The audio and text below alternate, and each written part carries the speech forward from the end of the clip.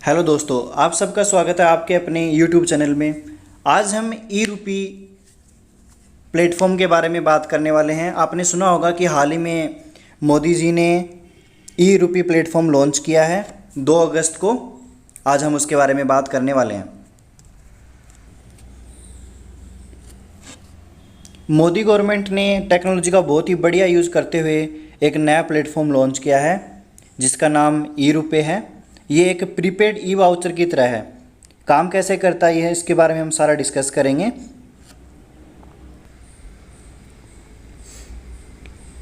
ई रुपी platform NPCI के through launch किया गया है। एनपीसीआई ने 2016 में यूपीआई सिस्टम लॉन्च किया था, उसी का एडवांस वर्जन, इन्हांस वर्जन है ई रुपी प्लेटफॉर्म।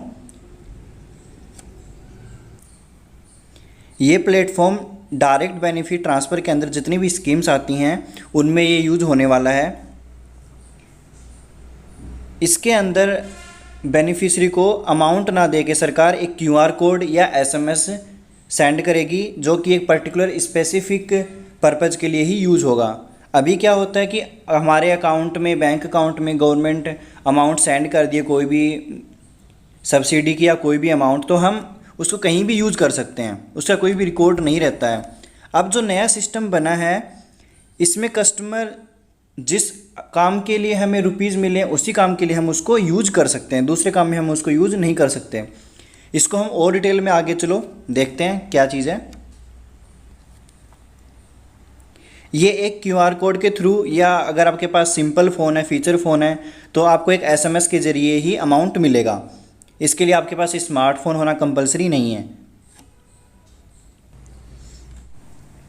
जैसे हम बात करें, कोरोना टाइम पे भी काफ़ी लोगों की हेल्प करी है, एनजीओ ने काफ़ी हेल्प करी, गवर्नमेंट ने भी काफ़ी हेल्प करी।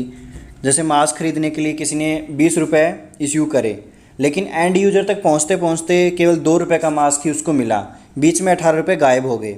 इस चीज़ को एलिमिनेट करने के लिए गवर्नमेंट ने ई रुपी प्लेटफॉर्म लॉन्च किया है। वैसे ही सेम गवर्नमेंट ने फूड के लिए, ब्लैंकेट के लिए, बुक्स वगैरह के लिए, सैनिटाइज़र खरीदने के लिए पैसे इश्यू करे, लेकिन एक्चुअल में उनसे ये अमाउंट खरीदी नहीं गई, हम उनसे कुछ और ख़रीद लेते हैं। तो इस चीज़ को रोकने के लिए नया प्लेटफॉर्म लॉन्च किया गया है। जैसे सेंट्रल गवर्नमेंट की आयुष्मान भारत स्कीम है जिसके अंतर्गत मेडिकल कवर मिलता है 5 लाख रुपए तक का।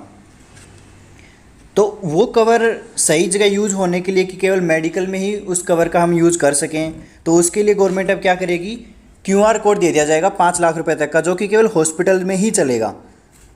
उसको हम बाकी और कहीं जगह यूज़ नहीं कर सकते। हमारे मोबाइल पे क्यूआर कोड आ जाएगा, जब हम हॉस्पिटल में जाएंगे, जहाँ इलाज कराएंगे, वहाँ पे उसको कोड दिखाएंगे और हॉस्पिटल वाले उसको स्कैन करके अमाउंट ट्रांसफ़र कर लेंगे। लेकिन हम उसको अपनी मर्ज़ी से अमाउंट ट्रांसफ़र नहीं कर सकते।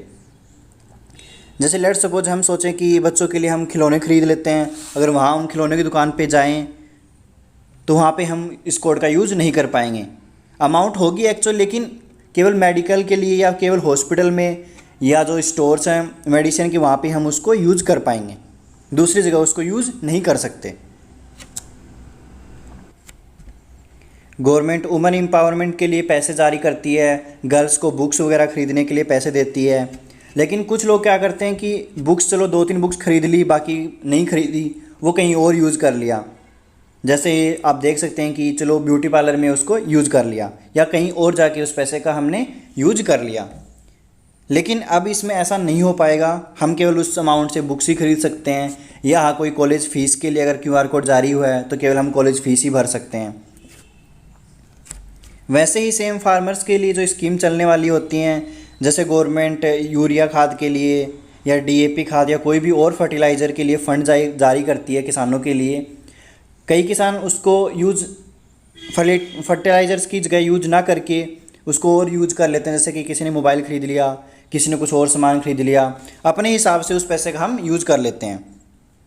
जैसे अभी गवर्नमेंट किसानों को 6,000 रुपये साल के देती है,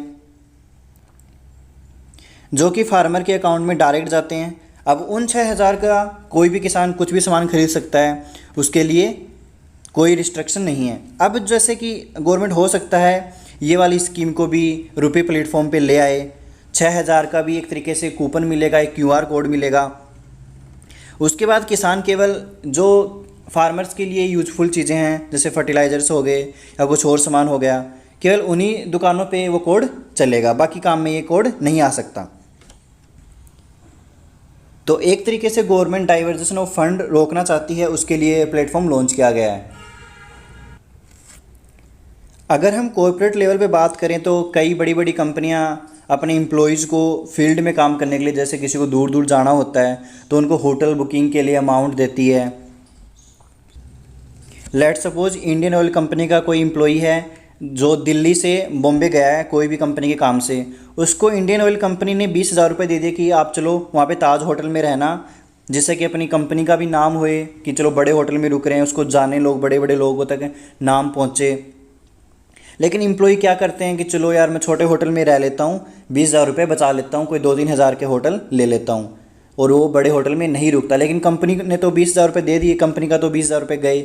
उस चीज़ को रोकने के लिए अब कंपनीज क्या कर सकती हैं, कंपनी जब बैंक के पास जाएंगी, जो भी उनका बैंक होगा, वो बोलेंगी कि हमें 20,000 रुपये का ताज होटल का कूपन दे दो। वो कूपन अब एम्प्लॉय को दिया जाएगा। अब एम्प्लॉय को ताज होटल में ही रुकना पड़ेगा, वो उस पैसे को बचा नहीं सकता बीच में। ई-रुपी जो प्रीपेड कूपन होगा एक तरीके से, वो बैंक के थ्रू जारी किया जाएगा। सिंपली है, हम अपने बैंक में जाएंगे, वहाँ हम जो भी कंपनीज है वो जाएंगे, वो वाउचर जारी करवाएंगे। तो बैंक एनपीसीआई को रिक्वेस्ट करेंगे, फिर एनपीसीआई एक कोड की 3 कॉपीज़ बनाएगा। एक क्यूआर कोड एनपीसीआई अपने पास रखेगा, बाकी 2 बैंक को दिए जाएंगे। फिर वो 2 कूपन बैंक कंसर्न कस्टमर को जारी कर देगा। जैसे इंडियन ऑयल की अपन बात करें तो इंडियन ऑयल कंपनी को दे दिए जाएंगे, उसमें से एक कंपनी एम्प्लॉयज़ को दे देगी।